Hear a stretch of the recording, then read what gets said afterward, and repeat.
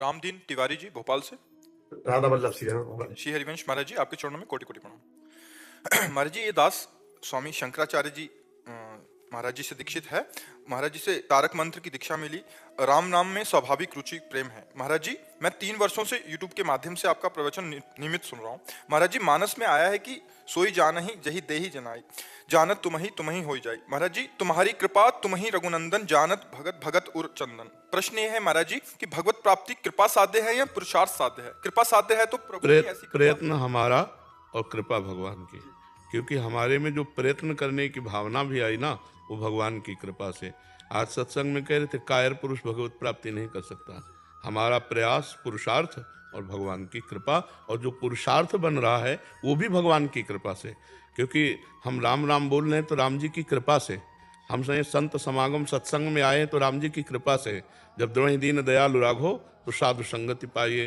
तो हमारा जितना भी पुरुषार्थ है वो भी कृपा से हो रहा है, पर हम पुरुषार्थशील रहेंगे, कृपा का भरोसा और पुरुषार्थ में पूर्ण हमारा दृढ़ निष्ठा कि हमारे चाहे प्राण चले जाएं, गलत आचरण नहीं करेंगे, अच्छे आचरण करेंगे। और जितना समय अव्यर्थ कालत्वम, एक क्षण भी हमारा खाली नहीं जाना चाहिए भगवान के स्मरण से।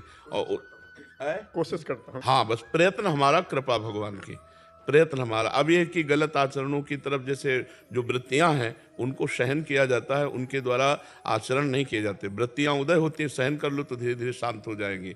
जो हमारे अंदर कुप्रवृत्तियां हैं, जो हमारी कुबुद्धि के द्वारा प्रेरित है, उनको नष्ट करना है।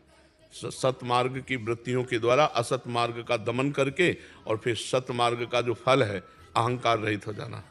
ये सब भगवान की कृपा से हो रहा है। ऐसा भक्त को अनुभव होने लगता है। उसका लौकिक और पारलौकिक जो भी व्यवहार और परमार्थ है वो सब देखने लगता है भगवान करवा रहे हैं, स्वयं भगवान हृदय में बैठकर करवा रहे हैं। मेरे द्वारा कुछ नहीं हो रहा, वो जीवन मुक्त महापुरुष हो जाता है। जानत तुम्हें हाँ, तुम्हें हो जाए मतलब वो राममय हो जाता है। उसका मन राम में, बुद्धि राम में, चित्त राम में, अहंकार राम में। उसको जड़ चेतन जग जीव जत सकल राममय, नहीं सकल राममय जाने, बंदों सबके पद कमल सदा जोरि जुग पार।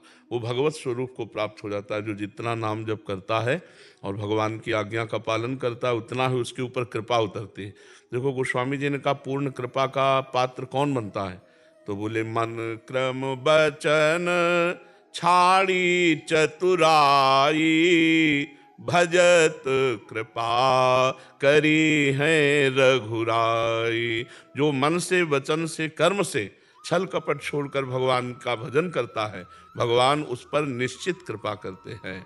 और भगवान की कृपा हुई कि वो भगवतमय हो गया। उन्हीं की कृपा सच्ची मानिए, किसी का एक बस नहीं है। बस वो अहंकार के कारण सारा का सारा दंड मिलता है। नहीं, अगर अहंकार गलित हो जाए तो भगवत स्वरूप है, हर कर्म उसके निष्फल हो जाए। कोई फल प्रदान, शुभ अशुभ में बांधने वाले कर्म सब निष्फल हो जाएंगे, वो भगवत प्राप्त हो जाएगा। जब तक फल है तब तक भगवत प्राप्ति नहीं है। ये बड़ा सूक्ष्म विषय है। कर्मों का जब तक फल है तब तक भोग है। जब कर्म ही निष्फल हो गए तो उनमें कोई फल तो लगा ले कि शुभ अशुभ दुख सुख, अब वो भगवत प्राप्त हो जाएगा। जब तक शुभ अशुभ है तब तक भगवत प्राप्त नहीं होगा, और जहाँ शुभ अशुभ दोनों नष्ट हुए वो भगवत प्राप्त हो जाएगा। तो भगवान की बड़ी कृपा है आप पर, जो भगवान के नाम में जीवन को समर्पित कर रहे हैं। दैन्य होकर, अभिमान रहित होकर आगे बढ़ो। जी महाराज जी, जब सात्विक भाव में सुबह रहते हैं, पूजा पाठ करते हुए तो आनंद में सुबह रहता हूँ, उससे निकलने के बाद फिर कोई स्थिति नहीं रहती। हाँ, क्योंकि माया का भी तो अपना प्रभाव है। जैसे भक्ति का प्रभाव है, ऐसे माया का प्रभाव कोई छोटा मोटा प्रभाव नहीं, बहुत बड़ा प्रभाव है।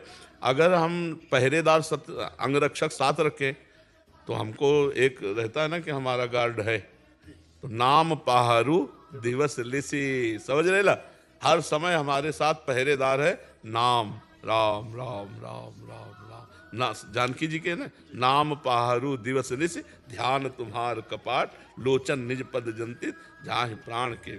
और दूसरी बात, महाभागवत हनुमान जी, जब हम किसी काम के लिए चलें तो तुरंत पहले प्रभु का स्मरण करते हैं हर समय, पर उस समय विशेष कि प्रभु इस समय मैं आपके कार्य के लिए जा रहा हूँ, आप ऐसी कृपा करो कि ये कार्य करते हुए आपका विस्मरण न हो और ये जो कार्य है वो आपके चरणों में समर्पित। प्रविश नगर की जय सब काजा, हृदय राखी कौशलपुर राजा। सब मंगल होगा, भगवान मंगल भवन है ना, सब मंगल हो। भगवत स्मृति से युक्त जो भी क्रियाएं की जाती है वो सब पूजा हो जाती है। गुरु जी, मेरे सदगुरु भगवान ब्रह्मलीन हो गए, 1-1.5 साल हो गया। उनके बाद आप में छवि दिखती है, उनकी छवि। बस भाव से जो भजन कर रहे हो ना, पहली बार आपके दर्शन साक्षात हो रहे हैं। राम वल्लभ जी हाथरस से। जी महाराज जी, कोट राधे राधे महाराज जी, आपके चरणों में कोटि कोटि प्रणाम। महाराज जी बहुत दिनों से संतों के भक्तों के सत्संग का लाभ लेने का प्रयास कर रहे हैं, हरिनाम संकीर्तन भी करते हैं, गुरुदेव के चरणारविंद से भी जुड़े हैं महाराज जी, फिर भी जीवन में अभी भजन के लिए दृढ़ता का अभाव दिखाई पड़ता है। क्या हमसे भक्ति पथ पर कोई चूक हो रही है जो बार बार सब जानते हुए भी मन भजन में नहीं हो रहा? अब वो अंदर से आपको देखनी है, ना सफाई पेश करनी है और ना बतानी है क्या चूक है। अंदर से तुमको छानबीन करनी है। 5 ज्ञानेंद्रियों के साथ मन विषयों में घूमता रहता है। मना खष्टान इंद्रियाणी प्रकृति स्थानी कर सती। अब आप देखना है कि जैसे आपके अंदर काम भाव आया, तो यदि अपनी पत्नी से संतान उत्पत्ति के लिए धर्मपूर्वक काम का प्रयोग किया जाए तो भगवान कहते हैं वो काम मैं हूँ। धर्मयुक्त काम भगवत स्वरूप है। लेकिन वही काम जब हम दूसरे के प्रति दृष्टि बदल जाए, दोष दृष्टि, तो वो हमारे भजन में बाधा पहुंचा देगी। क्रिया तो बहुत बड़ी बात है, हमारी दृष्टि बदल जाए। अब ऐसे ही पदार्थ हैं जो भगवान को बिना भोग लगाए पाए जाते हैं, वो चाहे जितने सात्विक हो तमोगुण और रजोगुण पैदा कर देंगे। भोजन संभालो, दृष्टि संभालो, क्रियाएं संभालो और वाणी संभालो। आप रात दिन भजन का प्रयास करो और संतों की निंदा कर दो, किसी भी संत की, तो आपके सारे सुकृत नष्ट हो जाएंगे। कि ये सुकृत बहुजन्म के क्षण में डारें खोए, भक्तन निंदा अति बुरी, भूल करो जिनको।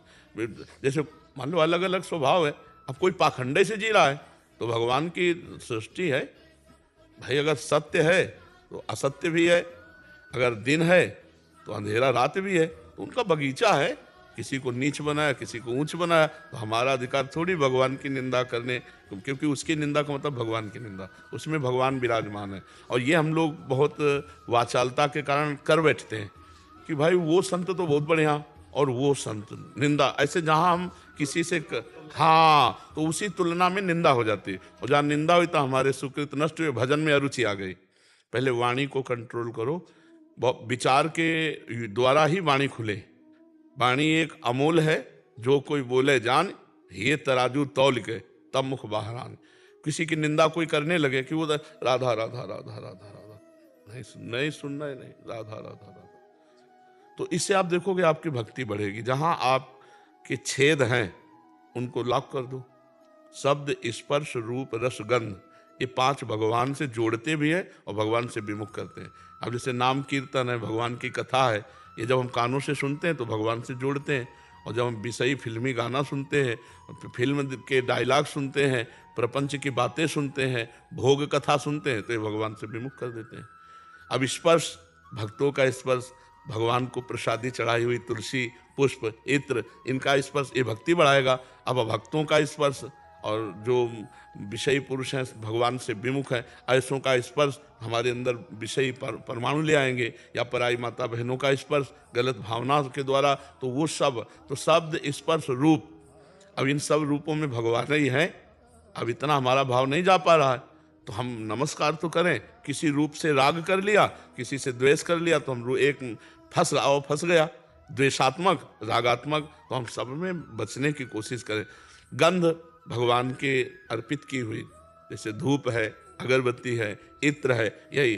अब जैसे अपने के लिए ऐसे फुसफुस डाल के चले ना, वो फंसाएगी, रजोगुण पैदा करेगी, बुद्धि आपकी कामात्मक हो जाएगी, देख लेना। और भगवान को चढ़ाया हुआ इत्र और फिर ऐसे करोगे तो भक्ति बढ़ेगी। महाराज तुलसीदास ग्रहण कर सकते हैं भारत में, गुरु पे चढ़ाया हुआ शालिग्राम भगवान पे चढ़ाया हुआ तुलसी दल। हाँ हाँ हाँ हाँ, बिल्कुल ग्रहण कर सकते हैं, बिल्कुल। वो तो हमारे जीवन धन प्रभु को अर्पित की हुई वस्तु है। तो शब्द, स्पर्श, रूप, रस, गंध, अब जैसे जवान में रस है, स्वाद भोजन का, ऐसे पाओगे तो फंसा लेगा। और भगवान को अर्पित करेगा तो हमारे राम जी ने पाया, श्याम जी ने पाया, प्रभु ने पाया, तो हमारा प्रसाद हो गया। तो ये शब्द, स्पर्श, रूप, रसगंध जीव को भगवान से विमुख करते हैं, और अगर सही प्रयोग हो जाए तो भगवान के सन्मुख कर देते हैं। तो हमको इनका सही प्रयोग करना है और नाम जप करना है। तो देखो, अगर मटकी सही हो और एक एक बूंद डालो तो एक दिन भर जाएगा, और अगर उसमें 4-5 छेद हो, रफ्तार से भी डालो तो भरेगा नहीं। खूब भजन कर रहे हो, पापाचरण भी कर रहे हो तो अनुभव नहीं होगा। इसलिए पहले छेद बंद करो। तो कुमार्गगामी प्रवृत्तियों को रोको और मार्ग की जो वृत्तियां उनको बढ़ाओ तो आनंद आने लगेगा। ठीक है। देवांग गर्ग जी। राधे राधे राधे। राधे राधे महाराज जी। महाराज जी, जानते हुए कि भगवान ही जो करते हैं वही होता है, फिर भी मन कर्ता भाव से युक्त हो जाता है। महाराज जी, इस कर्ता भाव हाँ, इसी का नाम अज्ञान है, इसी का नाम मोह है। ये तुम्हारे ही नहीं, सबके पूरे विश्व में है, ये सारे विश्व में है। और जब कर्ता भाव रहता है तो दो ही कर्म होते हैं, शुभ और अशुभ। जब कृपा भाव आता है तब भजन होता है। तो ये कर्ता भाव में ही पाप होते हैं। जैसे ये भाव आ जाए आपके अंदर कि सब कुछ श्री भगवान से हो रहा है, तो अब आपके अंदर पाप वृत्ति नहीं आएगी, अब गंदे आचरण नहीं आएंगे। ये जो लोग गंदे आचरण करके कहते हैं ना कि भगवान की सत्ता के बिना पत्ता नहीं हिल सकता, तो फिर ऐसे लोगों के लिए भगवान ने VIP व्यवस्था नरक की भी की है। भगवान ने नहीं तो बनाया। तो भगवान को आप ऐसे देखो, गोस्वामी तुलसीदास जी ने कहा है, भक्त का हृदय कैसा होता है? गुण तुम्हार समुझे निज दोषा। भगवान का गुण और अपना दोष समझे। जेहि सब भांति तुम्हार भरो। भक्ति बहुत पवित्र है ना। ये गंदी वृत्तियां करके बोले भगवान ही सब करा रहे हैं, ज्ञान बघारते हैं और करते पाप हैं। क्योंकि अहंकार का नाश नहीं हुआ ना, साधना नहीं बनी, तो बच्चा बिना साधना के अहंकार नहीं नष्ट होता। अगर हम गुरु शरणागत होकर उनके कथनानुसार भगवत भजन करें, साधन करें, तो धीरे धीरे अहंकार नष्ट हो जाए। बिल्कुल ऐसे दिखाई देता है जैसे कार में हम बैठे हैं, ड्राइवर चला रहा है लक्ष्य की तरफ, हम केवल बैठे हैं। तो ऐसे दिखाई देता है हम केवल बैठे हैं, सब हो रहा है। तभी तो कर्ता भाव। और जब तक कर्ता भाव रहता है तब तक मूर्खता रहती है। अहंकार विमूढ़ आत्मा करता हमिति मन्यते। मैं करता हूं, मैंने ऐसा किया, मैं ऐसा करूंगा। ये अहंकार जब तक रहता है तो मूढ़ता रहती है, और मूढ़ता जब तक रहती है तब तो घोर अज्ञान ही है। तो भले अच्छे अच्छे कार्य करता हो, लेकिन वो अहंकारी है, इसलिए अध्यात्म उसमें टिकेगा नहीं। तो हमें लगता है बच्चा नाम जप करो, शास्त्रों का स्वाध्याय करो, सत्संग सुनो, और अपने जो कार्य में हो उस कार्य को पूजा समझो। कोई ना कोई कार्य तो कर ही रहे, पढ़ लिख रहे होगे, या कोई ना कोई व्यापार नौकरी कुछ ना कुछ, वो पूजा है। बड़ी ईमानदारी से वो पूजा करो, भगवान इसी में प्रसन्न होते हैं। छल कपट करके बोले थोड़ा इधर उधर झूठ कपट करके हम ज़्यादा कमा लेंगे, नहीं। अध्यात्म वाला ऐसा नहीं। वो भगवान 100 रुपये में ही बहुत आनंदित रखेंगे, और 1 लाख रुपया बेईमानी का लाओगे वो जलाएगा और भगवान से विमुख कर देगा। तो चैन शांति चाहते हैं पर करते अधर्म है, इसलिए अशांत और बेचैन रहते हैं। तो समझ पा रहे बच्चा? जब तक साधना नहीं होगी तब तक ये अहंकार नष्ट नहीं होगा। और साधना वो भी गुरु प्रदत्त, मनमानी नहीं, गुरु शरणागत होकर के, तभी मान का नाश होता है। गुरुपद पंकज सेवा तीसरी भक्त अमान। अभिमान रहित होना, मान रहित होना, ये गुरु कृपा से होता है। गुरु चरण रज लगेगी, उनकी आज्ञा का पालन, तो आपको ये अनुभव होगा कि हम तो नीच अधम हैं। अगर हमसे कुछ अच्छा हो रहा है तो गुरु कृपा से हो रहा है, मेरे में बल कहाँ था, मेरे तो गुरुदेव भगवान ने कृपा करी तब ऐसा। समझ पा रहे हैं आप? सुनील कुमार हरिप्रसाद अग्रवाल जी। राधे राधे। महाराज जी, आपके चरणों में कोटि कोटि प्रणाम। महाराज जी, हम जैसे एक साधारण मनुष्य के जीवन काल का सबसे सुखद क्षण है ये, क्योंकि संत मिलन सम सुख जग मान नहीं। श्री तुलसीदास जी ने भी रामचंद्र जी से नब्धा भक्ति में कहा, प्रथम भगति संतन कर संगा। अब महाराज जी प्रश्न उठता है कि संत मिलन के 2 कारण दर्शाए हैं, बिनु हरि कृपा मिलहि नहीं संता, पुण्य पुंज बिन मिलहि न संता। महाराज जी, दोनों में क्या भेद है? हम कैसे अनुभव करें कि संत मिलन किसी पुण्य पुंज से हुआ है या हरि कृपा से हुआ है? जब भगवान कृपा करके बुद्धि शुद्ध करते हैं तब सत्कर्म बनते हैं। जैसे गंगा स्नान करना, दान पुण्य करना, या जितने भी शुभ कर्म हैं उनमें प्रधान काम होता है बुद्धि का पवित्र विचार। नहीं तो शुभ कर्म बनता ही नहीं है, वो दिखावा बन जाता है। तो जो पवित्र नदियों का सेवन, तीर्थों का अवगाहन, दूसरों की सेवा, ये हमारे द्वारा जो हुई, इसमें भी भगवान की कृपा है। बिना भगवत कृपा के शुभ कर्म नहीं होते। अच्छा, उन शुभ कर्मों का जब बहुत स्टॉक हो जाता है तब भगवान उस पर दृष्टि ये डालते हैं कि ये बहुत पवित्र कर्म करने वाला है, तो अब इसको आगे बढ़ाया जाए। तो भगवान उसको आगे जे ही बढ़ाते हैं तो उसमें शुभ कर्म उसके निमित्त बने। और एक ऐसा होता है कि शुभ कर्म हो रहे हैं पर उसका बल नहीं है, उसको केवल भगवान का भरोसा है। अब ये केवल कृपा पात्र है। जैसे विभीषण जी, शुभ कर्म हो रहे हैं उनसे, भागवतिक साधना हो रही, लेकिन वो करता नहीं है। कर्ता भाव में दिखा रहे हैं रावण के छोटे भाई और प्रधानमंत्री हैं। कहीं भी भगत की कोई भी झांकी नहीं है कि वो तिलक लगाए हों या उस शरीर में भक्ति का ऐसा धारण ही नहीं कर सकते। लंका है, लेकिन अंदर से वो भगवान के चिंतन में भरोसा एकमात्र भगवान का।